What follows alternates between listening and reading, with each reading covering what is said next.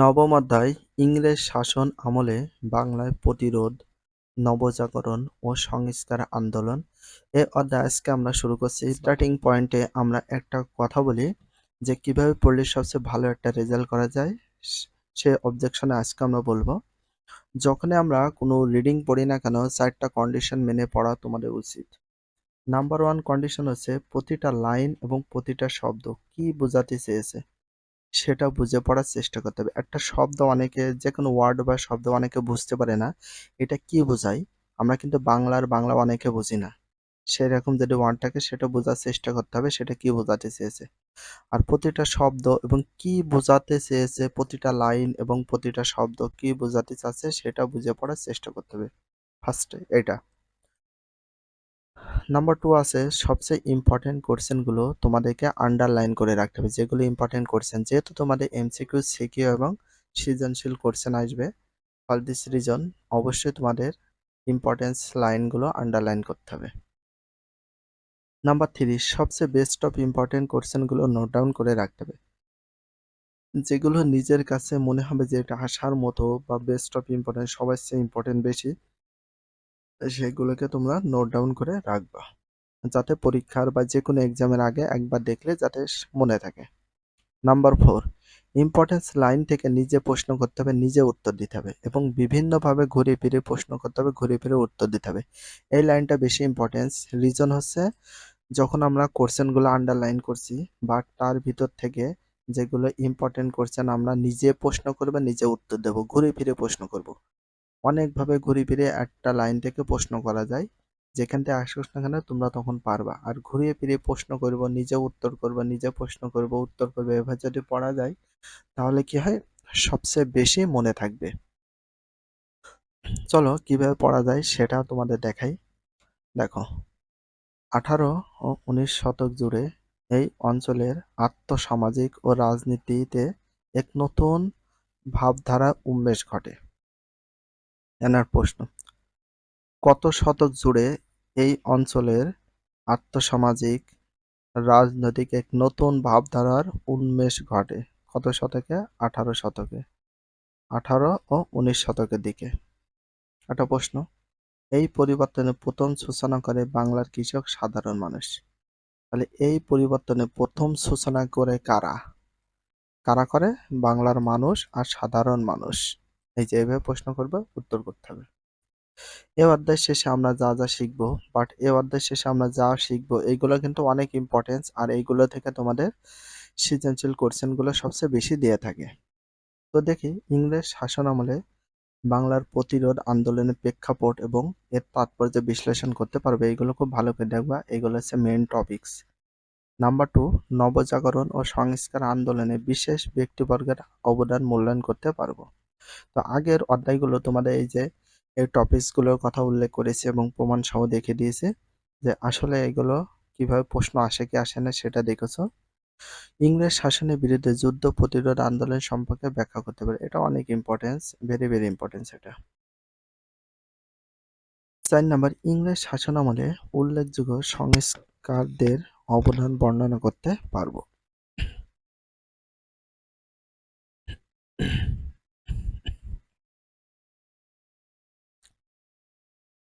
প্রতিরোধ আন্দোলন কি বলা হয়েছে? প্রতিরোধ আন্দোলন। ফকির সন্ন্যাসী আন্দোলন। তাহলে আমরা শুরু করছি কি আন্দোলন? ফকির সন্ন্যাসী আন্দোলন। বাংলার ফকির সন্ন্যাসী আন্দোলন ছিল একটা ব্রিটিশ বিরোধী আন্দোলন। তাহলে বাংলার ফকির সন্ন্যাসী আন্দোলন ছিল কি একটা ব্রিটিশ বিরোধী আন্দোলন। তাহলে বাংলার ফকির সন্ন্যাসী আন্দোলন ছিল একটা ব্রিটিশ বিরোধী আন্দোলন। তাহলে একটি ব্রিটিশ বিরোধী আন্দোলন ছিল কোনটা? বাংলার ফকির সন্ন্যাসী আন্দোলন, ভেরি ভেরি ইম্পর্টেন্স। পলাশী যুদ্ধের 15 থেকে 20 বছর পর থেকে এই আন্দোলন শুরু হয়। তাহলে পলাশী যুদ্ধের কত বছর পর থেকে আন্দোলন শুরু হয়? 15 অথবা 20 বছর থেকে। তাহলে পলাশী যুদ্ধের কত বছর পর থেকে এই আন্দোলন শুরু হয়? ফকির সন্ন্যাসী আন্দোলন 15 থেকে 20 বছর পর থেকে। তাহলে কোন যুদ্ধের পর কোন যুদ্ধের 15 থেকে 20 বছর পর থেকে এই আন্দোলন শুরু হয়? ফকির সন্ন্যাসী আন্দোলন শুরু হয় পলাশী যুদ্ধের পর থেকে। দেখো এখানে তিনটা প্রশ্ন আছে, তোমাদের একটু দেখাই যে পলাশী যুদ্ধে কত বছর পর থেকে ফকির সন্ন্যাসী আন্দোলন শুরু হয়? 15 অথবা 20 বছর পর থেকে। একটা প্রশ্ন, 15 অথবা 20 বছর পর থেকে ফকির সন্ন্যাসী আন্দোলন শুরু হয় কোন যুদ্ধের পর থেকে? পলাশী যুদ্ধ। দুটো প্রশ্ন। আর একটা প্রশ্ন দেখো, পলাশী যুদ্ধের 15 অথবা 20 বছর পর থেকে কোন আন্দোলন শুরু হয়? ফকির সন্ন্যাসী আন্দোলন। এই যে দেখো, এবার ঘুরে ফিরে প্রশ্ন করলে বেশি মনে থাকবে। নবাব মীর কাসিম ইংরেজদের সঙ্গে যুদ্ধে ফকির সন্ন্যাসীর সাহায্য চান। নবাব মীর কাসিম ইংরেজদের সঙ্গে যুদ্ধে ফকির সন্ন্যাসীদের সাহায্য চান। নবাব মীর কাসিম ইংরেজদের সঙ্গে যুদ্ধ করার জন্য কাদের সাহায্য চান? ফকির সন্ন্যাসীদের সাহায্য চান। কাদের? ফকির সন্ন্যাসীদের। এই ডাকে সাড়া দিয়ে ফকির সন্ন্যাসীরা নবাবের পক্ষে যুদ্ধ করে। যুদ্ধে পরাজিত হয়ে মীর কাসিম পালিয়ে গেলেও ফকির সন্ন্যাসীরা তাদের ব্রিটিশ বিরোধী আন্দোলন চালিয়ে যেতে থাকে। নবাবকে সাহায্য করার কারণে ইংরেজরা তাদের গতিবিধির প্রতি কড়া নজর রাখতে থাকে। চিরাচরিত রীতি অনুযায়ী ফকির সন্ন্যাসীরা ভিক্ষাবৃত্তি বা মুষ্টি সংগ্রামের মাধ্যমে জীবিকা নির্বাহ করত।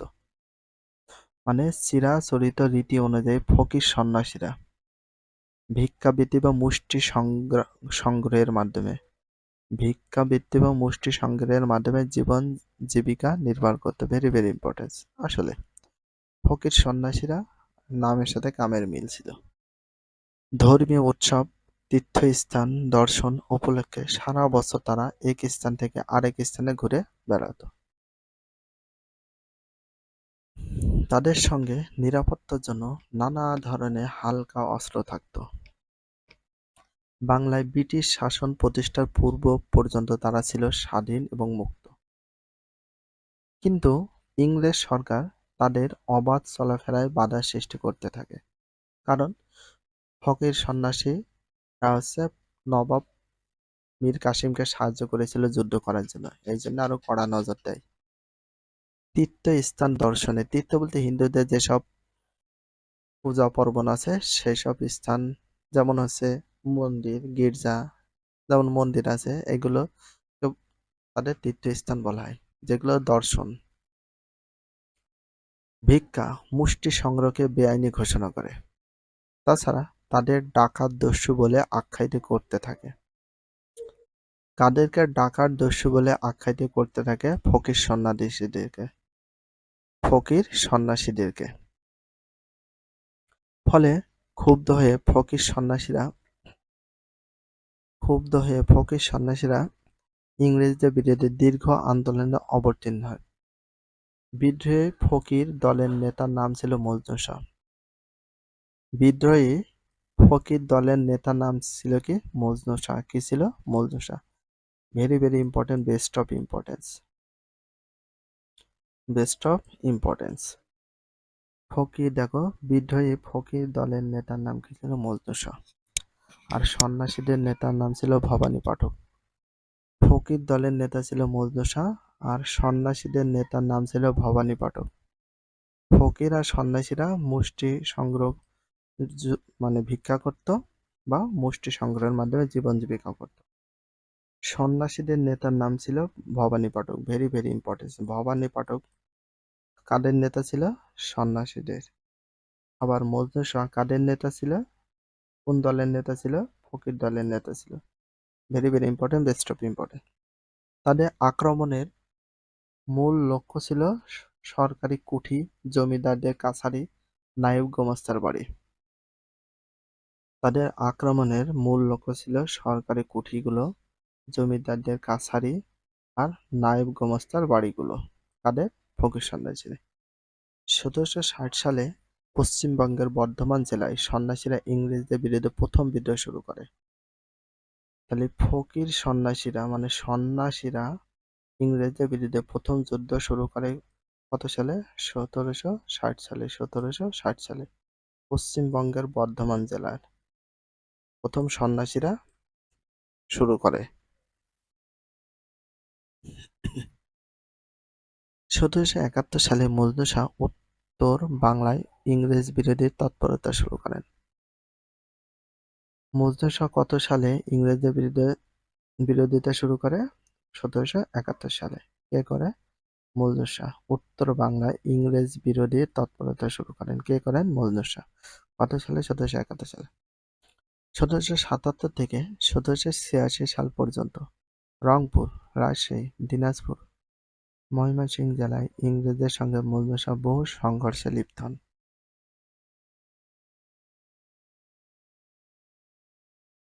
১৭৭৭ থেকে ১৭৮৬ সাল পর্যন্ত রংপুরে, রাজশাহী, দিনাজপুর, ময়মনসিংহ জেলায় ইংরেজদের সঙ্গে মজনু শাহের সংঘর্ষে লিপ্ত হন। ফকির দলের নেতা ছিল। তার যুদ্ধকৌশল ছিল গেরিলা পদ্ধতি, অতর্কিত আক্রমণ করে নিরাপদে সরে যাওয়া। ইংরেজদের পক্ষে তাকে চূড়ান্তভাবে পরাজয় করা কখনো সম্ভব হয়নি। তিনি ১৭৮৭ সালে মৃত্যুবরণ করলে বিদ্রোহের নেতৃত্ব গ্রহণ করেন মুসা শাহ। ১৭৮৭ সালে মৃত্যুবরণ করেছিল মজনু শাহ। তখন নেতা হিসেবে গ্রহণ করে মুসা শাহ আর সুবান শাহ, চেরাগ আলী শাহ, আর কে? করিম শাহ, মাদার বক্স প্রমুখ ইত্যাদি ফকির।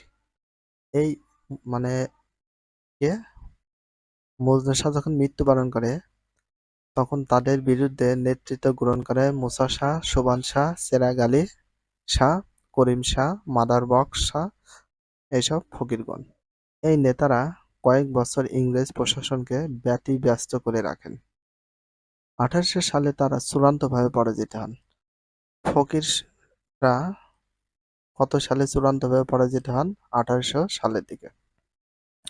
অপরদিকে সন্ন্যাসী বিদ্রোহের নেতা ভবানী পাঠক। তাহলে ফকিরদের তো পরাজিত হয়েছে ১৮৮০ এক কথা ১৮০০ সালের দিকে।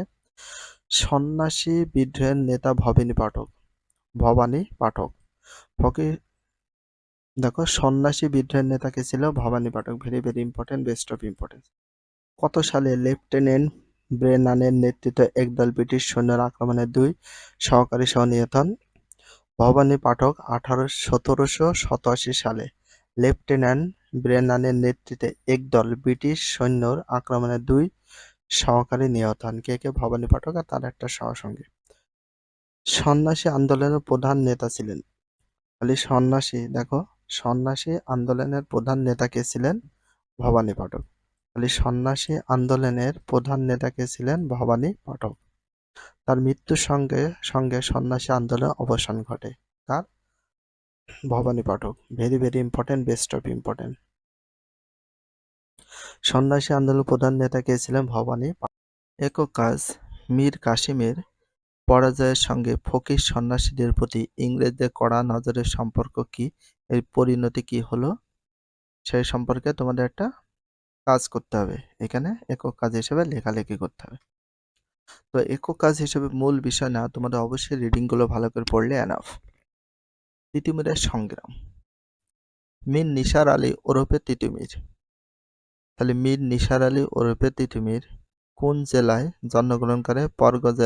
পরগনা জেলার বারাসাত মহকুমার চাঁদপুর গ্রামে জন্মগ্রহণ করেন। মীর নিসার আলী ওরফে তিতুমির কোন জেলায়? ২৪ পরগনা জেলার বারাসাত মহকুমার চাঁদপুর গ্রামে জন্মগ্রহণ করেন।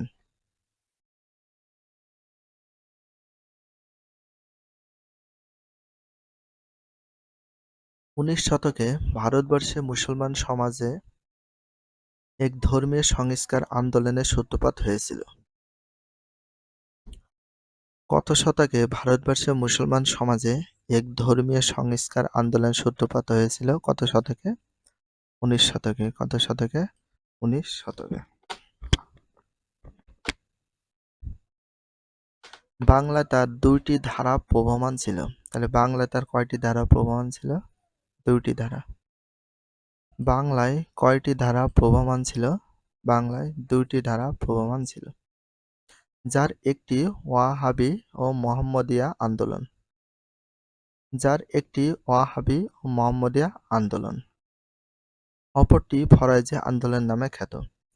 একটি হচ্ছে ওয়াহাবি বা মোহাম্মদিয়া আন্দোলন, আর একটি হচ্ছে ফরাজি আন্দোলন। এই দুইটি আন্দোলন খ্যাত ছিল। Very very important, best of importance.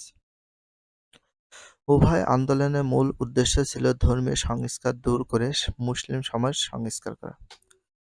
তাহলে যে ওয়াহাবি বা মোহাম্মদিয়া আন্দোলন আর ফরাজি আন্দোলনের মূল উদ্দেশ্য কেমন ছিল?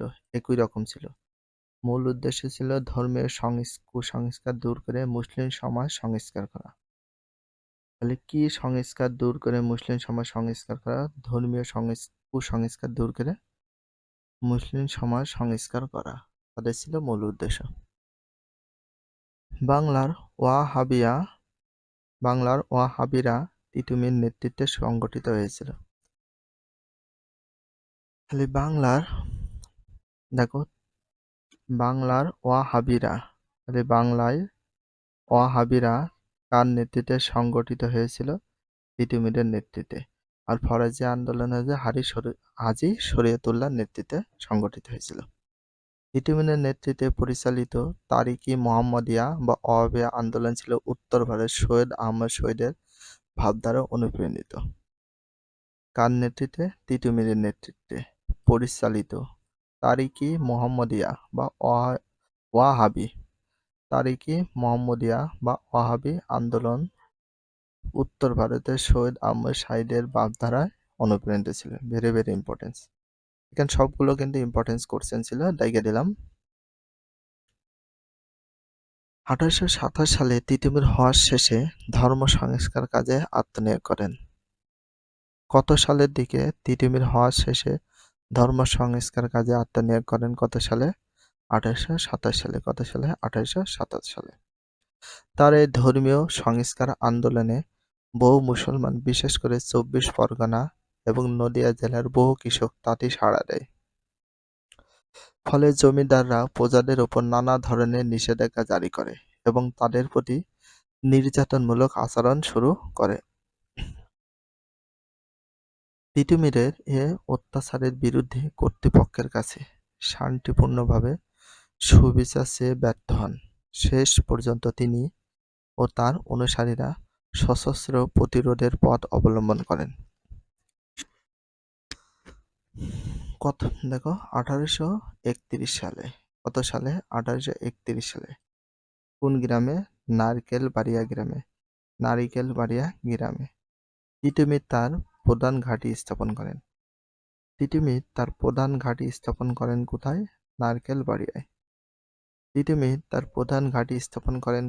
নারকেলবাড়িয়ায়। কত সালে? 1831 সালে। Very very importance. নির্মাণ করেন শক্তিশালী এক বাঁশের কাল্লা। তাহলে বাঁশের কাল্লাকে নির্মাণ করেন Titumir. Very very important. Golam মাসুদের নেতৃত্বে গড়ে তোলেন সুদক্ষ শক্তিশালী লাঠিয়াল বাহিনী। কার নেতৃত্বে গড়ে তোলেন সুদক্ষ শক্তিশালী লাঠিয়াল বাহিনী? গোলাম মাসুমের নেতৃত্বে। কার নেতৃত্বে? গোলাম মাসুমের নেতৃত্বে। ভেরি ভেরি ইম্পর্টেন্স, আন্ডারলাইন করে রাখো। এখানে ইংরেজ জমিদাররা কারা? ইংরেজ জমিদার নীলকরদের দ্বারা নির্যাতিত কৃষকরা। ইংরেজ জমিদাররা ছিল আর নীলকরদের দ্বারা নির্যাতিত। নীলকর, যারা নীল চাষ করতো তাদেরকে বলে নীলকর। তো নীল যারা চাষ করেছে তারা কর আদায় করতো, সে নীলকরদের দ্বারা নির্যাতিত যারা কৃষক দলে দলে তিতুমির বাহিনীতে যোগ দিলে ধর্ম সংস্কার আন্দোলনে একটি ব্যাপক কৃষক আন্দোলন রূপ নেয়। ফলে শাসক শোষক জমিদার শ্রেণী কৃষকদের সংঘবদ্ধতা ও তিতুমিরের শক্তি বৃদ্ধিতে শঙ্কিত হয়ে ওঠে।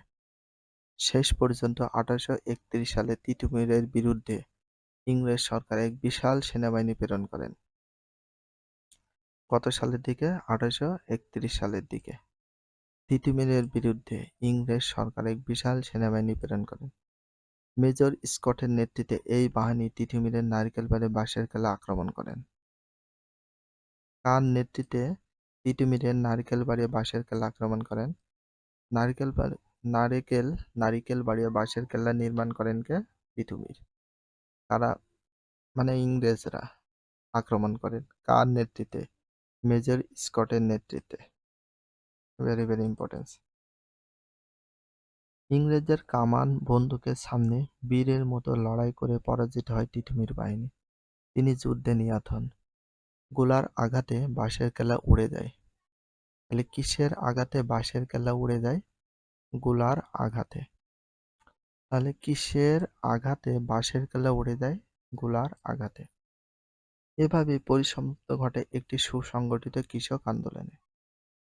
তিতুমির ধর্মীয় সংস্কারের আন্দোলনের মধ্য দিয়ে ব্যাপক কৃষক আন্দোলন গড়ে তুলতে সক্ষম হয়েছিল। প্রচুর বড় একটা বাহিনী গঠন করে।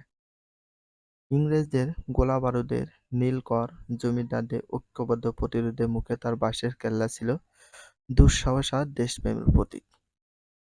ইংরেজদের গোলাবারুদ ছিল, নীলকরদের জমিদারের ঐক্যবদ্ধ প্রতিরোধের মুখে তার বাঁশের কেল্লা ছিল দুঃসাহস আর দেশপ্রেমের প্রতীক ছিল। তাছাড়া কিছুই না।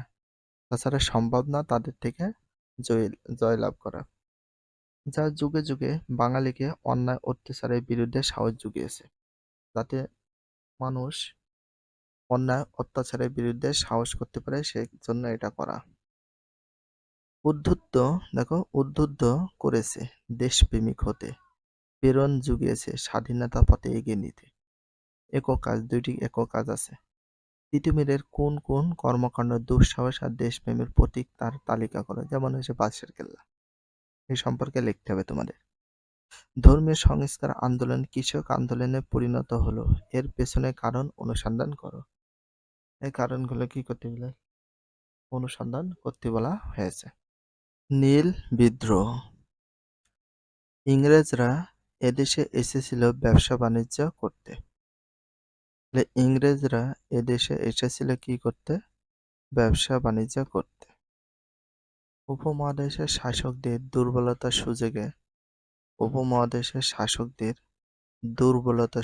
তারা খুব দুর্বল ছিল, সেই সুযোগে তারা এদেশের শাসক হয়ে ওঠে। তারা এদেশে কি হয়ে যায়? শাসক হয়ে যায়, মানে দেশ পরিচালনা করতে শুরু করে। তবে ব্যবসায়িক বুদ্ধিতে সবসময় তারা সজাগ ছিল। ব্যবসায়িক ঝুঁকির কারণে তাদের বাংলার উর্বর ফসলের ক্ষেত্রে দৃষ্টি পড়ে। ব্যবসায়িক ঝুঁকির কারণেই তাদের বাংলার উর্বর ফসলের ক্ষেত্রে দৃষ্টি পড়ে, মানে চোখ পড়ে। যে উর্বর ফসল ছিল বাংলায়, সেটার প্রতি তাদের দৃষ্টি পড়ে বা চোখ পড়ে যায়।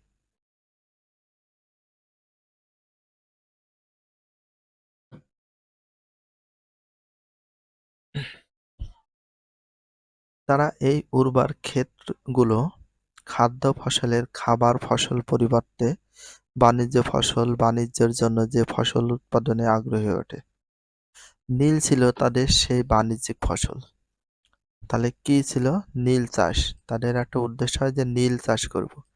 নীল চাষটা ছিল তাদের বাণিজ্যিক ফসলের মেন উদ্দেশ্য। খাদ্য ফসলের পরিবর্তে বাণিজ্য ফসল উৎপাদনের জন্য তারা আগ্রহী হয়ে ওঠে। তার ভিতরে ছিল নীল চাষ। ওই সময় নীল ব্যবসা ছিল খুবই লাভজনক।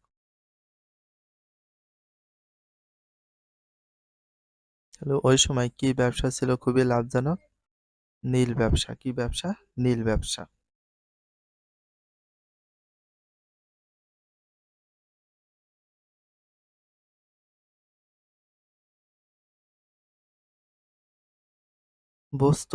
বস্ত্র শিল্পের উন্নতির সঙ্গে সঙ্গে কাপড় রং করার জন্য ব্রিটেনে নীলের চাহিদা খুব বেড়ে যায়। বস্ত্র শিল্পের উন্নতির সঙ্গে সঙ্গে, কোন শিল্পের উন্নতির সঙ্গে সঙ্গে? বস্ত্র শিল্পের উন্নতির সঙ্গে সঙ্গে কাপড়ের রং করার জন্য ব্রিটেনে কিসের চাহিদা খুব বেড়ে যায়? নীলের চাহিদা খুব বেড়ে যায়। তাছাড়া আমেরিকার ব্রিটিশ উপনিবেশগুলো স্বাধীন হয়ে যাওয়ার কারণে ইংরেজ বণিকদের সেখানকার নীল চাষ বন্ধ হয়ে যায়। মানে আমেরিকার ব্রিটিশ উপনিবেশগুলো স্বাধীন হয়ে যাওয়ার কারণে ইংরেজ বণিকদের সেখানকার কি চাষ বন্ধ হয়ে যায়? নীল চাষ সম্পূর্ণ বন্ধ হয়ে যায়। ফলে বাংলা হয়ে ওঠে নীল সরবরাহের প্রধান কেন্দ্র। তখন নীল সরবরাহের প্রধান কেন্দ্র ছিল কোনটা? বাংলা। কোনটি ছিল? Bangla. Very very important, best of importance. 1770 থেকে 1780 সালের মধ্যে ইংরেজ আমলে বাংলাদেশে নীল চাষ শুরু হয়। কত সাল থেকে কত সালের মধ্যে? 1770 সাল থেকে 1780 সালের মধ্যে ইংরেজ আমলে নীল চাষ শুরু হয়। তাহলে বাংলাদেশে নীল চাষ শুরু হয় কত সালে? 1770 থেকে 1780 সালের মধ্যে। 10 বছরের ভিতরে। Very very important, best of importance. নীল চাষের জন্য নীলকররা কৃষকের সর্বোৎকৃষ্ট জমি বেছে নিত, মানে সবচেয়ে ভালো জমিগুলো বেছে নিয়ে নীল চাষ করত। কি চাষের জন্য? নীল চাষের জন্য। কারা? নীলকররা। যারা নীল চাষ করত তাদেরকে বলা হয় নীলকর। বা কৃষকদের নীল চাষের জন্য অগ্রিম অর্থ গ্রহণে বাধ্য করা হতো। কৃষকদের কি চাষের জন্য অগ্রিম অর্থ গ্রহণে বা দাদন বাধ্য করা হতো? নীল চাষের জন্য। নীল চাষের জন্য আগে থেকে তাদেরকে টাকা দিয়ে দেওয়া হতো অগ্রিমভাবে। আর একবার এই দাদন গ্রহণ করলে সুদ আসলে যতই কৃষকরা ঋণ পরিশোধ করুক না কেন, বংশ পরস্পর কোনোদিনই ঋণ শোধ হতো না। নীল চাষে কৃষকরা রাজি না হলে তাদের উপর চরম অত্যাচার চালানো হতো। বাংলাদেশের নীলের ব্যবসা ছিল একচেটিয়া ইংরেজ বণিকদের। তাহলে বাংলাদেশের নীলের ব্যবসা ছিল একচেটিয়া কাদের? ইংরেজ বণিকদের। একচেটিয়া ইংরেজ বণিকদের কি চাষের ব্যবসা ছিল? নীল চাষের ব্যবসা ছিল। এটা very very important. Faridpur, Jessore, Dhaka, Pabna, Rajshahi, Nadia, মুর্শিদাবাদে ব্যাপক নীল চাষ হতো। সবচেয়ে বেশি নীল চাষ হতো বা ব্যাপক নীল চাষ হতো কোথায়? ফরিদপুর, যশোর, ঢাকা, পাবনা, রাজশাহী, নদিয়া, মুর্শিদাবাদ ব্যাপক নীল চাষ হয় বা হতো। জিনিসপত্রের মূল্য বৃদ্ধির সঙ্গে সঙ্গে নীল চাষের খরচও বৃদ্ধি পায়। নীলকররা বিষয়টি বিবেচনায় রাখত না। তাছাড়া প্রথম দিকে তারা চাষিদের বিনামূল্যে নীল বীজ সরবরাহ করলেও পরের দিকে তা বন্ধ হয়ে যায়। ফলে নীল চাষ অব্যাহত রাখা চাষিদের জন্য অসম্ভব হয়ে দাঁড়ায়। উপর্যুক্ত বঞ্চনার হাত থেকে চাষিদের বাঁচানোর কোনো উপায় ছিল না। আইন ছিল তাদের নাগালের বাইরে। তাদের কোনো আইন ছিল না। আইন ছিল তাদের নাগালের বাইরে। আইন যারা প্রয়োগ করবেন সেসব বিচারকের বেশিরভাগই ছিলেন নীলকরদের স্বদেশী বা বন্ধু। যেসব বিচারকের বেশিরভাগ ছিলেন নীলকরদের স্বদেশী বা বন্ধু।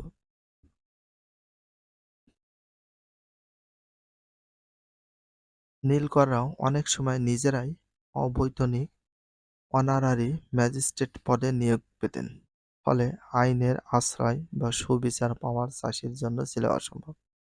এমত অবস্থায় নীলকর সাহেবরা বাংলায় গ্রামাঞ্চলে শুধু ব্যবসায়ী রূপ নয়, দোর্দণ্ড প্রতাপশালী এক অভিনব অত্যাচারী জমিদার রূপেও আত্মপ্রকাশ করে। এরা এতটাই নিষ্ঠুর আর বেপরোয়া হয়ে উঠেছিল যে অবাধ্য নীল চাষিকে হত্যা করতে দ্বিধা করেনি। যারা নীল চাষ করতে অবাধ্য করত তাদেরকে হত্যা করে ফেলত। এইরকম পরিচালনা করত নীল চাষিরা। নীল চাষিরা না, যারা নীলকররা, মানে ইংরেজ বণিকরা। শেষ পর্যন্ত দেয়ালে পিঠ ঠেকে যাওয়া নীল চাষিরা 1859 সালে প্রচণ্ড বিদ্রোহে ফেটে পড়ে। শেষ পর্যন্ত দেয়ালে পিঠ ঠেকে যাওয়া কারা? নীল চাষিরা। কত সালে? 1859 সালে। কত সালে? 1859 সালে প্রচণ্ড বিদ্রোহে ফেটে পড়ে। Very very important. গ্রামে গ্রামে কৃষকরা সংগঠিত এবং ঐক্যবদ্ধ হতে থাকে। এসব বিদ্রোহের নেতৃত্ব দেয় নীল চাষিরাই। এসব বিদ্রোহের নেতৃত্ব দেয় কারা? নীল চাষিরা। যশোরের নীল বিদ্রোহের নেতা ছিলেন নবীন মাধব, বেনি মাধব নামে দুই ভাই। যশোরের নীল বিদ্রোহের নেতা ছিলেন কে? নীল বিদ্রোহের নবীন মাধব আর বেনি মাধব, তারা দুই ভাই ছিল। Very very important, best of importance. কোথায়? যশোরের। নীল বিদ্রোহের নেতা ছিলেন কয়জন? দুইজন, দুই ভাই। কি নাম ছিল? নবীন মাধব আর বেনি মাধব। হুগলিতে নেতৃত্ব দেন দেখো বৈদ্যনাথ ও বিশ্বনাথ সর্দার। হুগলিতে নেতৃত্ব দেন কে নীল বিদ্রোহের? দেখো বৈদ্যনাথ বা বিশ্বনাথ, দুইটা সর্দার। নদিয়ায় ছিলেন মেঘনা সর্দার আর নদিয়ার চৌগাছা বিদ্রোহের নেতৃত্ব দেন। নদিয়ায় ছিলেন মেঘনা সর্দার। কে ছিল? মেঘনা সর্দার নীল চাষীদের বিরুদ্ধে বিদ্রোহ করে। নদিয়ার চৌগাছা বিদ্রোহের নেতৃত্ব দেন বিষ্ণুচরণ বিশ্বাস। বিষ্ণুচরণ বিশ্বাস, দিগম্বর বিশ্বাস নামে দুই ভাই নীল বিদ্রোহের নেতৃত্ব দেন। স্থানীয় পর্যায়ে এই নেতৃত্বে বাংলায় কৃষক বিদ্রোহের আগুন জ্বলে ওঠে। কৃষকরা নীল চাষ না করার পক্ষে দৃঢ় অবস্থান নেয়। এমনকি তারা ইংরেজ ম্যাজিস্ট্রেটের আদেশে অগ্রাহ্য করে।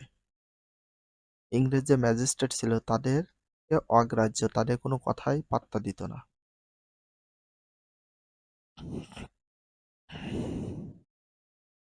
শিক্ষিত মধ্যবিত্ত শ্রেণী নীল চাষীদের প্রতি সহানুভূতিশীল মনোভাব প্রকাশ করতে থাকে। বিভিন্ন পত্রিকায় নীলকরদের অত্যাচারের কাহিনী ছাপা হতে থাকে। দীনবন্ধু মিত্রের লেখা নীল দর্পণ নাটকের কাহিনী চারিদিকে ছড়িয়ে পড়ে। নীল দর্পণ নাটকের লেখক ছিল কে? দীনবন্ধু মিত্র। দীনবন্ধু মিত্র। দীনবন্ধু মিত্র। নীল দর্পণ নাটকের লেখক কে ছিল? দেখো, দীনবন্ধু মিত্র। দীনবন্ধু মিত্রের নাটকের নাম কি ছিল? নীল দর্পণ। নীল দর্পণ। এর কাহিনী চারদিকে ছড়িয়ে পড়ে। তার মানে নীলকরদের যে অত্যাচারের কাহিনী তুলে ধরা হয় নীল দর্পণে। শেষ পর্যন্ত বাংলার সংগ্রামী কৃষকদের জয় হয়। শেষ পর্যন্ত বাংলার সংগ্রামী কৃষকদের কি হয়? জয় হয়। কি হয়? জয় হয়। 1861 সালে ব্রিটিশ সরকার ইন্ডিগো কমিশন বা নীল কমিশন গঠন করে। কত সালে? 1861 সালে ব্রিটিশ সরকার ইন্ডিগো কমিশন বা নীল কমিশন ইন্ডিগো কমিশন বা নীল কমিশন গঠন করা হয় কত সালে? 1861 সালে। কত সালে? 1861 সালে। Very very important, best of importance. এই কমিশনের সুপারিশের উপর ভিত্তি করে নীল চাষকে কৃষকদের ইচ্ছাধীন বলে ঘোষণা করা হয়। কমিশনের সুপারিশের উপর ভিত্তি করে নীল চাষকে কৃষকদের কি বলে ঘোষণা করা হয়? ইচ্ছাধীন বলে ঘোষণা করা হয়। তাদের ইচ্ছা হলে কৃষকরা নীল চাষ করবে, না হলে করবে না। কোনো বাধা দ্বারা বা জোরপূর্বক কিছু করানো যাবে না। সেই কমিশন গঠন করা হয় ইন্ডিগো কমিশন বা নীল কমিশন। তাছাড়া ইন্ডিগো কন্ট্রাক্টাল বাতিল হয়। খালি ইন্ডিগো কন্ট্রাক্ট বাতিল হয়। এর পরিপ্রেক্ষিতে নীল বিদ্রোহের অবসান হয়। কত সালে নীল বিদ্রোহের অবসান হয়? 1861 সালে। কত সালে? এই 1861 সালে নীল বিদ্রোহের অবসান হয়। পরবর্তীকালে নীলের বিকল্প কৃত্রিম নীল আবিষ্কৃত হয়। 1892 সালে এদেশে নীল চাষ চিরতরে বন্ধ হয়ে যায়। পরবর্তীকালে নীলের বিকল্প কৃত্রিম নীল আবিষ্কৃত হয় 1892 সালে। কৃত্রিম নীল আবিষ্কৃত হয় কত সালে? 1892 সালে। Very very important. দেশের নীল চাষ চিরতরে বন্ধ হয়ে যায় কত সালে? 1892 সালের দিকে। আর কৃত্রিম নীল চাষ শুরু হয় আবিষ্কৃত হয় কত সালে? 1892 সালে। Very very importance. একক কাজ। 1. কোন অবস্থার প্রেক্ষিতে নীল বিদ্রোহ ঘটে তার উপর কেস স্টাডি প্রস্তুত করো। 2. বাংলায় চিরতরে নীল চাষ বন্ধ হওয়ার প্রেক্ষাপট তুলে ধরো। ফরায়েজি আন্দোলন। ফরায়েজি আন্দোলনের প্রতিষ্ঠাতাকে? হাজী শরীয়তুল্লাহ। হাজী শরীয়তুল্লাহ। ফরায়েজি আন্দোলনের প্রতিষ্ঠাতাকে? হাজী শরীয়তুল্লাহ। কে? হাজী শরীয়তুল্লাহ। হাজী শরীয়তুল্লাহ। বৃহত্তর ফরিদপুরের মাদারীপুর জেলার দেখো শাসাইল গ্রামে 1782 সালে জন্মগ্রহণ করেন। তাহলে ফরায়েজি আন্দোলনের প্রতিষ্ঠাতাকে? হাজী শরীয়তুল্লাহ। ফরায়েজি আন্দোলনের প্রতিষ্ঠাতাকে? হাজী শরীয়তুল্লাহ। বৃহত্তর ফরিদপুরের মাদারীপুর জেলার কোন জেলায় জন্মগ্রহণ করে? ফরিদপুরের মাদারীপুর জেলার শাসাইল গ্রামে। কোন গ্রামে? শাসাইল গ্রামে। কত সালে? 1782 সালে জন্মগ্রহণ করেন। তিনি দীর্ঘ 20 বছর মক্কায় অবস্থান করেন। হাজী শরীয়তুল্লাহ কত বছর মক্কা অবস্থান করেন? 20 বছর। সেখানে তিনি ইসলাম ধর্মের উপর লেখাপড়া করে অগাধ পাণ্ডিত্য অর্জন করেন। কে করেন? হাজী শরীয়তুল্লাহ। দেশে ফিরে তিনি বুঝতে পারেন যে বাংলার মুসলমানরা ইসলামের প্রকৃত শিক্ষা থেকে অনেক দূরে সরে গেছে। তাদের মধ্যে অনৈসলামিক রীতিনীতি, কুসংস্কার। তাদের মধ্যে কি ঘটতে থাকে? অনৈসলামিক রীতিনীতি, কুসংস্কার, অনাচার প্রবেশ করেছে তাদের ভিতরে, মুসলমানদের ভিতরে। ইসলাম ধর্মকে কুসংস্কার আর অনাচার মুক্ত করতে তিনি দৃঢ় প্রতিজ্ঞ হন। এই প্রতিজ্ঞার বশীভূত হয়ে 19 শতকের প্রথমার্ধে তিনি এক ধর্মীয় সামাজিক সংস্কারের আন্দোলন সূত্রপাত করেন।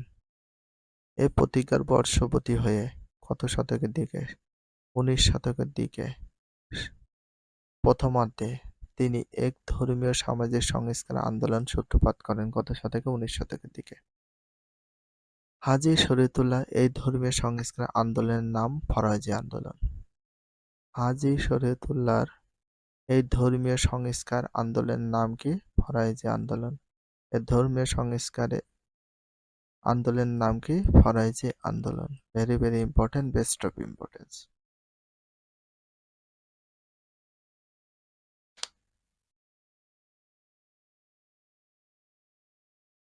ফরাজি শব্দটি কি শব্দ? আরবি শব্দ।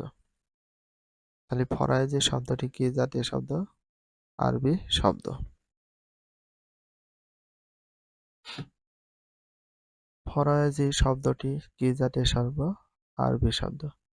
ফরাজি শব্দটি কি জাতীয় শব্দ? আরবি শব্দ। ফরাজি শব্দটি কি জাতীয় শব্দ? আরবি শব্দ। কি শব্দ? ফরজ। ফরজ অর্থ অবশ্য কর্তব্য। অবশ্য কর্তব্য থেকে এসেছে। ফরাজি শব্দটি কি জাতীয় শব্দ? আরবি শব্দ। কি থেকে এসেছে? ফরজ শব্দ থেকে এসেছে। ফরজ অর্থ অবশ্য কর্তব্য। Very very important, best of importance. যারা ফরজ পালন করেন তারাই ফরাইজি। যারা ফরজ পালন করেন তাদেরকে কি বলা হয়? ফরাইজি বলা হয়। যারা ফরজ পালন করেন তাদেরকে কি বলা হয়? Very very importance. আর বাংলার যারা হাজী শরীয়তুল্লাহ অনুসারী ছিলেন, ইতিহাসে শুধু তাদেরকে ফরাইজি বলা হয়ে থাকে। আর বাংলায় যারা হাজী শরীয়তুল্লাহ অনুসারী ছিলেন, ইতিহাসে তাদেরকে কি বলা হয়ে থাকে? ফরায়েজি বলা হয়ে থাকে। ফরায়েজি বলা হয়ে থাকে।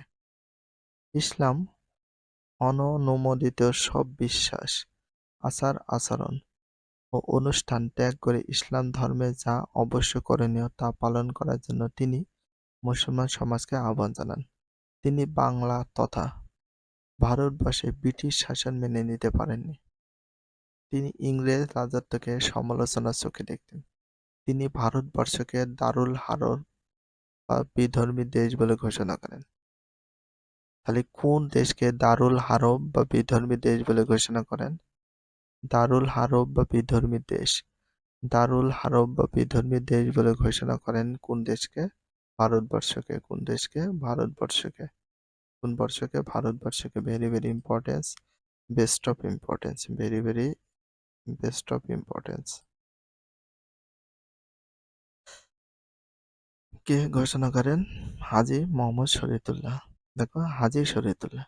তিনি বিজাতীয় শাসিত দেশে জুমা ও 2 ঈদের নামাজ বর্জনের জন্য তার অনুসারী মুসলমানদের নির্দেশ দিয়েছিলেন। বাংলার শোষিত, বাংলা দ্বারা শোষণ হয়েছে তাদেরকে বলে শোষিত। নির্যাতিত দরিদ্র রায়াত, যারা নির্যাতিত দরিদ্র মানুষ রয়েছে, কৃষক, তাঁতি, তেলি সম্প্রদায় স্বতঃস্ফূর্তভাবে এই আন্দোলনে যোগদান করেন।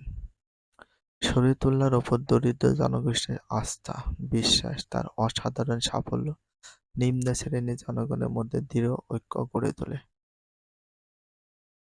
হাজী শরীয়তুল্লাহর ওপর দরিদ্র জনগোষ্ঠীর আস্থা রয়েছে, বিশ্বাস, তার অসাধারণ সাফল্য নিম্ন শ্রেণীর জনগণের মধ্যে দৃঢ় ঐক্য গড়ে তোলে। কে? হাজী শরীয়তুল্লাহ। মুসলমানদের ধর্মীয় আচার অনুষ্ঠানে জমিদাররা বাধা প্রদান করতে থাকে। মুসলমানদের ধর্মীয় আচার অনুষ্ঠানে কারা বাধা প্রদান করতে থাকে? জমিদাররা। কারা বাধা প্রদান করে? জমিদাররা। তিনি প্রজাদের অবৈধ কর দেওয়া থেকে বিরত থাকার পরামর্শ দেন। অবৈধ যেসব কর আছে সেগুলো থেকে দেওয়া থেকে বিরত থাকতে বলেন। কে বলেন? হাজী শরীয়তুল্লাহ। জমিদারদের সব অত্যাচারের বিরুদ্ধে প্রতিরোধ গড়ে তোলার জন্য প্রস্তুতি নেন। দেশ জুড়ে অভাব দেখা দিলে তিনি নুন ভাতের দাবি উত্থাপন করেন। জমিদার শ্রেণী নানা অজুহাতে ফরাজি প্রজাদের ওপর অত্যাচার শুরু করলে প্রজাদের রক্ষার জন্য তিনি লাঠিয়াল বাহিনী গঠনের সিদ্ধান্ত নেন। কে? ফরাজির প্রজাদের উপর অনেক অত্যাচার বাড়িয়ে দেয়, তখন লাঠিয়াল বাহিনী গঠন করার জন্য সিদ্ধান্ত নেন। কে করেন? হাজী শরীয়তুল্লাহ। 1839 সালে তার উপর পুলিশি নিষেধাজ্ঞা জারি করা হয়। কত সালে? 1839 সালে। কত সালে? 1839 সালে তার উপর পুলিশি নিষেধাজ্ঞা জারি করা হয়। Very very important. 1840 সালে। কত সালে? 1840 সালে তিনি মৃত্যুবরণ করেন। হাজী শরীয়তুল্লাহ কত সালে মৃত্যুবরণ করেন? 1840 সালে। তার মৃত্যুর পর ফরাজি আন্দোলনের দায়িত্ব গ্রহণ করেন তার যোগ্য পুত্র মোহাম্মদ মহসিন উদ্দিন। তার মৃত্যুর পর ফরাজি আন্দোলনের দায়িত্ব গ্রহণ করেন তার যোগ্য পুত্র কে ছিল? তার যোগ্য পুত্রের নাম ছিল মোহাম্মদ মহসিন উদ্দিন আহমেদ ওরফে দুদু মিয়া। পুত্র মোহাম্মদ মহসিন উদ্দিন আহমেদ ওরফে দুদু মিয়া। মোহাম্মদ মহসিন উদ্দিন আহমেদ ওরফে দুদু মিয়া 1819 সালে জন্মগ্রহণ করেন। দুদু মিয়া কত সালে জন্মগ্রহণ করেন? 1819 সালে জন্মগ্রহণ করেন। কত সালে? 1819 সালে। পিতার মতো পণ্ডিত না হলেও তার সাংগঠনিক ক্ষমতা ছিল অসাধারণ। আর দুদু মিয়া দেখো মোহাম্মদ মহসিন উদ্দিন আহমেদ ওরফে দুদু মিয়া। একক কাজ।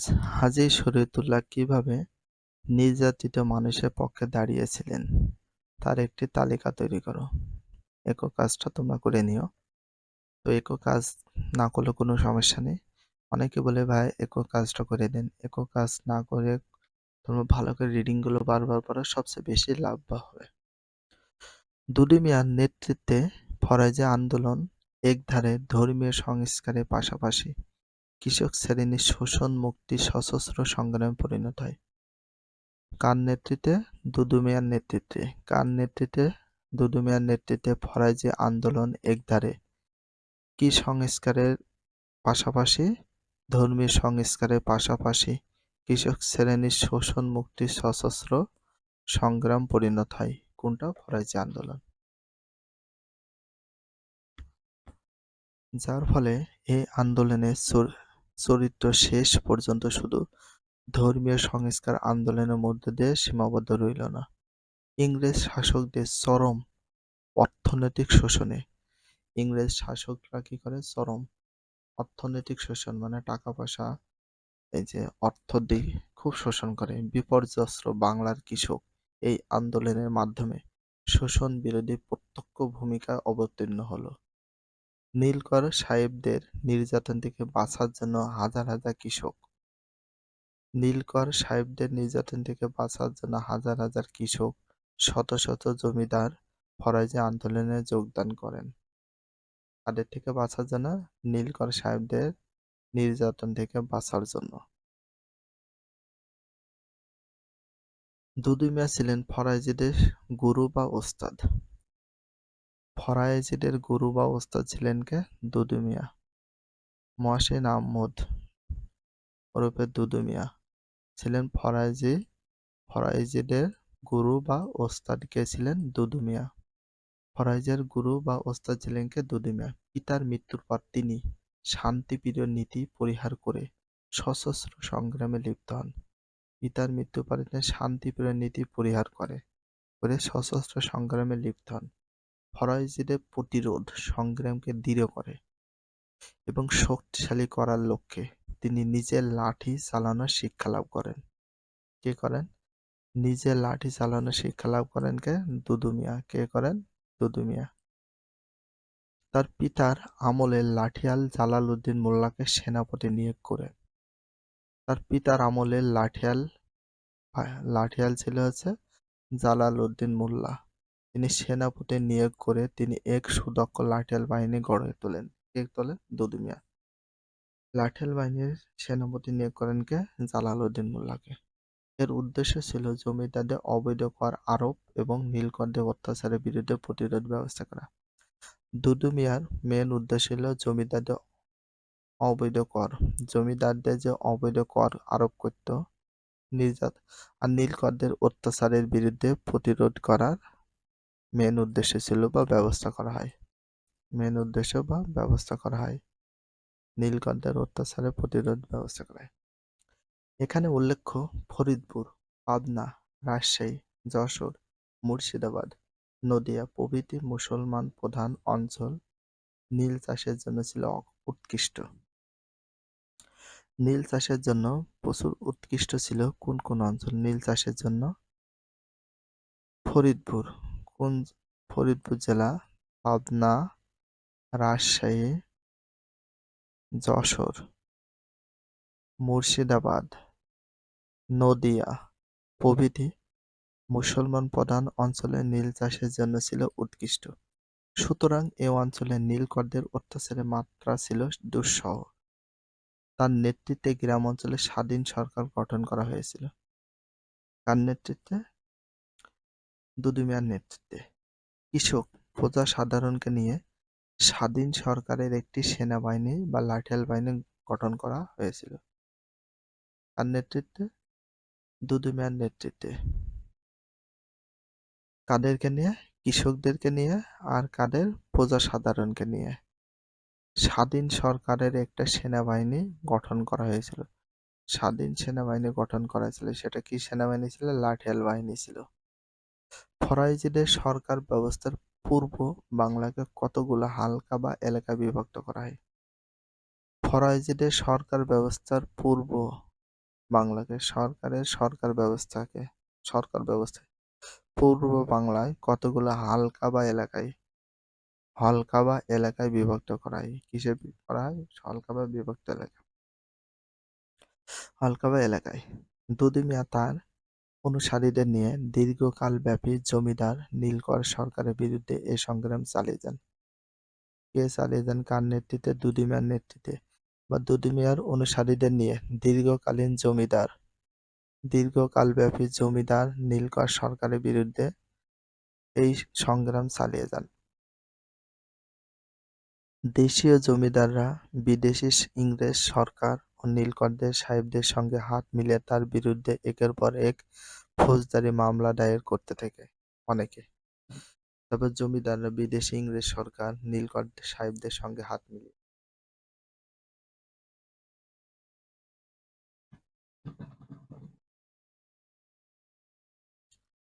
দেশীয় জমিদাররা বিদেশি ইংরেজ সরকার, দেশীয় জমিদাররা আছে, বিদেশি ইংরেজ সরকার আছে, নীলকর সাহেবদের সঙ্গে হাত মিলিয়ে।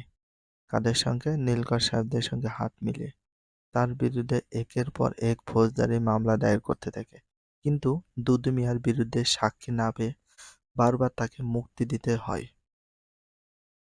শেষ পর্যন্ত 1857 সালে সিপাহী বিদ্রোহ হয়, যা ভারতের প্রথম স্বাধীনতা যুদ্ধের আগুন জ্বলে উঠেছিল। ইংরেজ সরকার ভীতি সন্তুষ্ট হয়ে ওঠে। ভেরি ভেরি ইম্পর্টেন্ট বা বেস্ট অফ ইম্পর্টেন্স। কত সালের দিকে? 1857 সালের দিকে। কত সালের দিকে? 1857 সালের দিকে।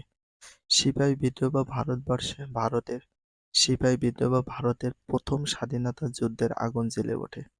ভারতের প্রথম স্বাধীনতা যুদ্ধ কত সালে? 1857 সালে। ভারতের প্রথম স্বাধীনতা যুদ্ধ হয় 1857 সালে। সিপাহী বিদ্রোহ কত সালে? 1857 সালে। Very very important, best of importance. ভীত ইংরেজ সরকার দুদু মিয়াকে রাজনৈতিক বন্দী হিসেবে কলকাতা কারাগারে আটক রাখে। ভীত ইংরেজ সরকার মানে ইংরেজ সরকার সরকার দুদু মিয়াকে রাজনৈতিক বন্দী হিসেবে কলকাতার কারাগারে আটকে রাখে। কোথায়? কলকাতা কারাগারে। 1860 সালে তিনি মুক্তি পান। দুদু মিয়া কত সালে মুক্তি পান? 1860 সালে।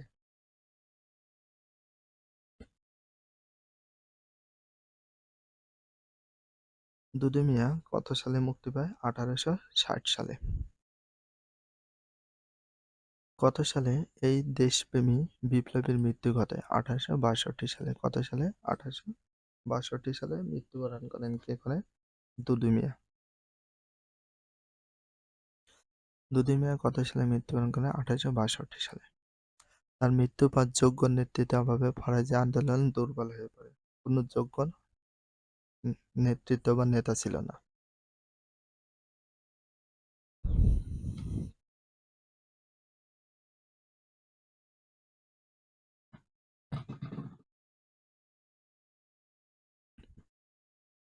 একক কাজ 1857 সালে ভারতের স্বাধীন যুদ্ধের সময় ইংরেজ সরকার ভীত হয়ে কাকে?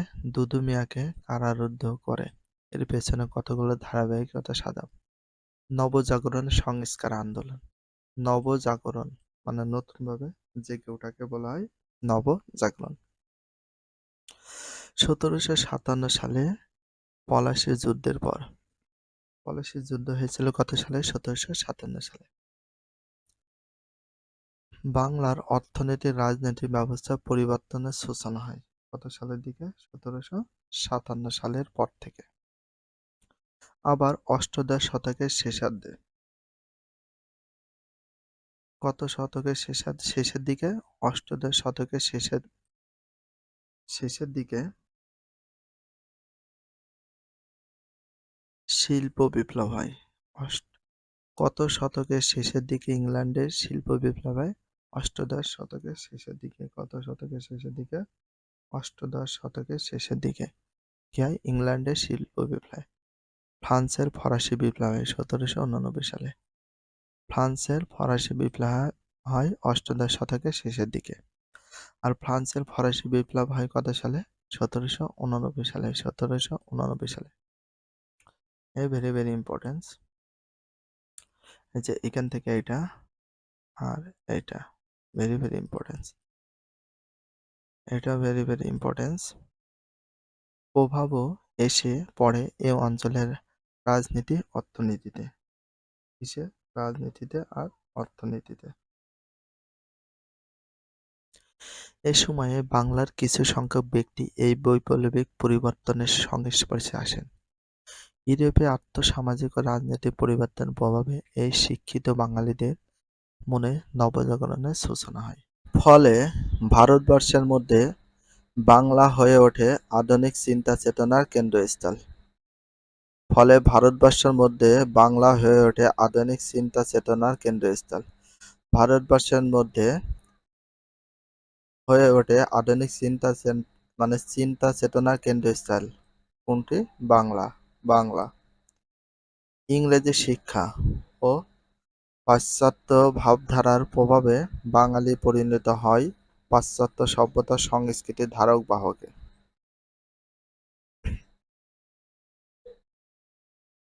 বাঙালি বুদ্ধিজীবীদের অনেকেই মধ্যযুগীয় চিন্তা চেতনা প্রত্যাখ্যান করে যুক্তিবাদ, ব্যক্তি স্বাধীনতা, বৈজ্ঞানিক দৃষ্টিভঙ্গিকে গ্রহণ করে আধুনিক মানুষে পরিণত হন। এই নব ভাবধারা প্রসারে ইস্ট ইন্ডিয়া কোম্পানির কিছু সংখ্যক উদারচেতা ও প্রশাসকের অবদান রয়েছে।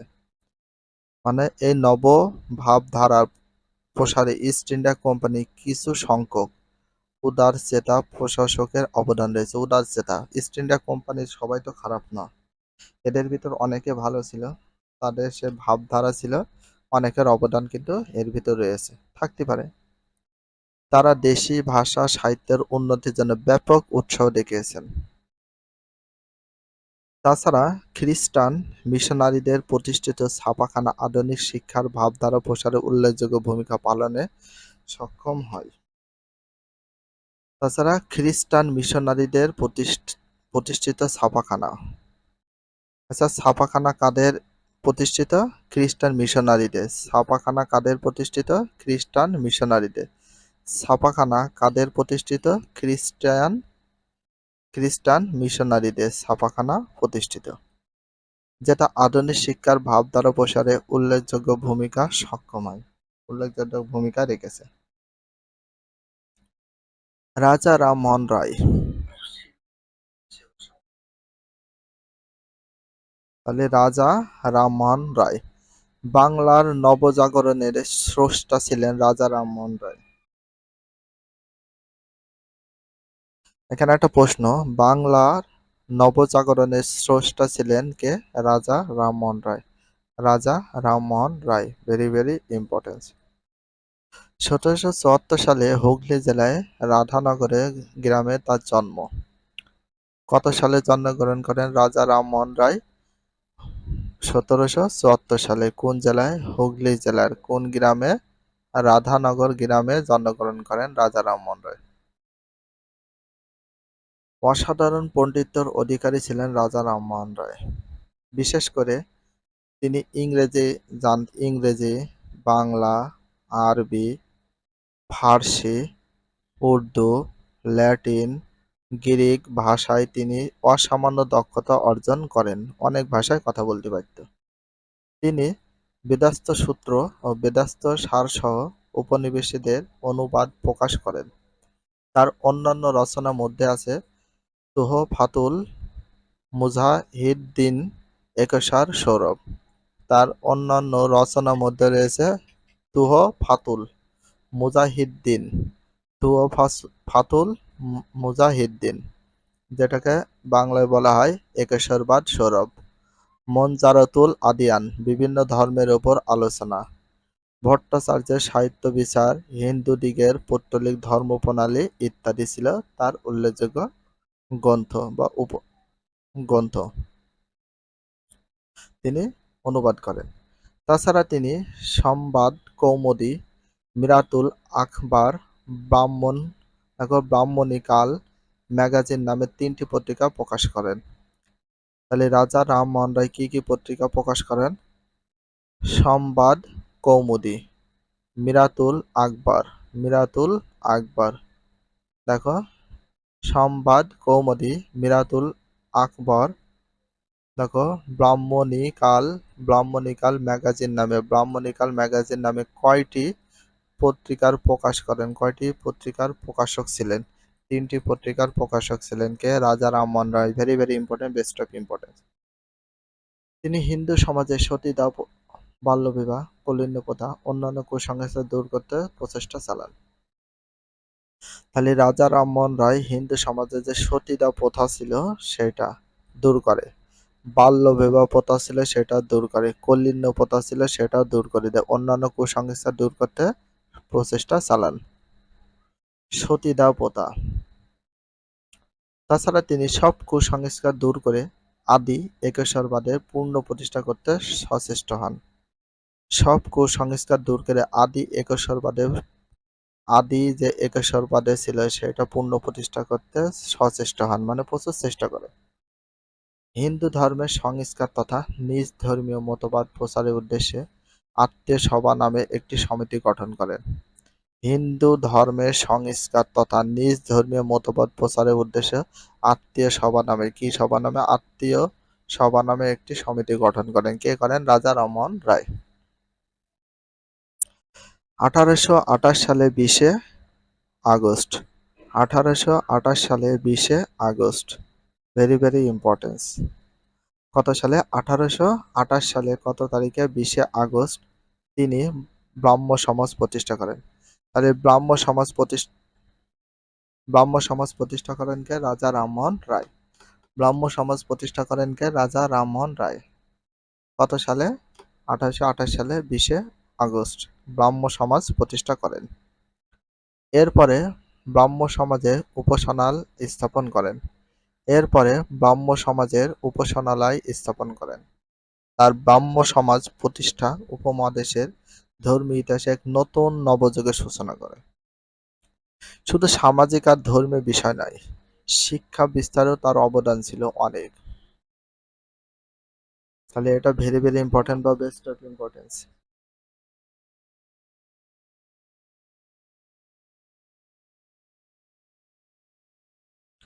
এরপরে ব্রাহ্ম সমাজের উপাসনালয় স্থাপন করেন। তার ব্রাহ্ম সমাজ প্রতিষ্ঠা উপমহাদেশের ধর্মীয় ইতিহাসে এক নবযুগের সূচনা করে। শুধু সামাজিক আর ধর্মীয় বিষয় নয়, শিক্ষা বিস্তারেও তার অবদান ছিল।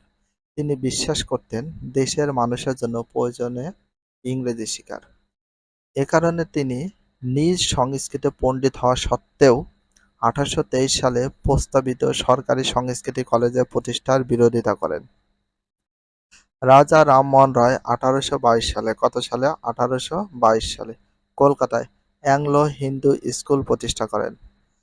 তাহলে অ্যাংলো হিন্দু স্কুল প্রতিষ্ঠা করেন কে? রাজা রামমোহন রায়। কত সালে? 1822 সালে। কোথায়? কলকাতায়। কোথায়? কলকাতায়। কে করেন? রাজা রামমোহন রায়। এখানে প্রশ্ন আছে কয়টা বলে দিন? 3টা। তো 3টা প্রশ্ন হবে কি কি?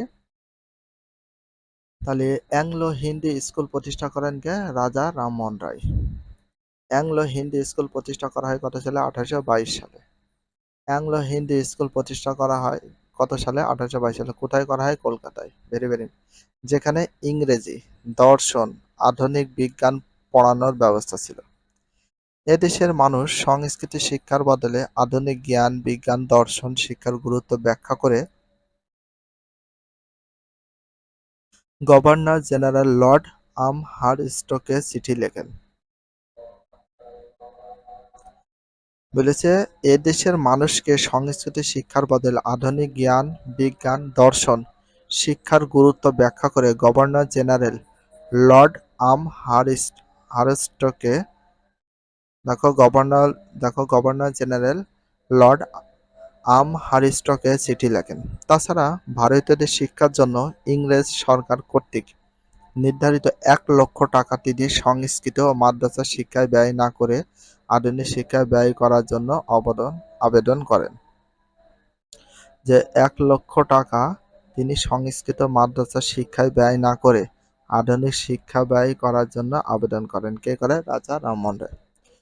কত সালে? 1833 সালে রাজা রামমোহন রায়ের মৃত্যু হয়। রাজা রামমোহন রায়ের মৃত্যু হয় কত সালে? 1833 সালে। মৃত্যু 2 বছর পর 1835 সালে তার স্বপ্ন সফল হয়। মৃত্যুর কত বছর পরে তার স্বপ্ন সফল হয়? 2 বছর পরে। কত সালে হয়? 1835 সালে। ভারতীয়দের পাশ্চাত্য ভাষা ইংরেজি শিক্ষা দেওয়ার সরকারি সিদ্ধান্ত গৃহীত হয়। কাজ: রাজা রামমোহনের লিখিত গ্রন্থ, প্রকাশিত পত্রিকাগুলোর তালিকা তৈরি করো। ভিডিওটি এখানে শেষ করছি। যদি ভিডিওটি ভালো লাগে চ্যানেলে সাবস্ক্রাইব করে ফলো করে দিও, তার সাথে একটা লাইক এবং একটা কমেন্ট করে দাও। নেক্সট ভিডিও পাওয়ার জন্য অবশ্যই বেল আইকনটা অল করে রাখো, যাতে নিউ ভিডিও আপলোডের সাথে সাথে সর্বপ্রথম তোমাদের কাছে নোটিফিকেশনটা পৌঁছে যায়। If you love this video please subscribe my channel, like, comment, share, hit the bell icon for getting next video. So everyone take care, love you, আল্লাহ হাফেজ, বাই বাই।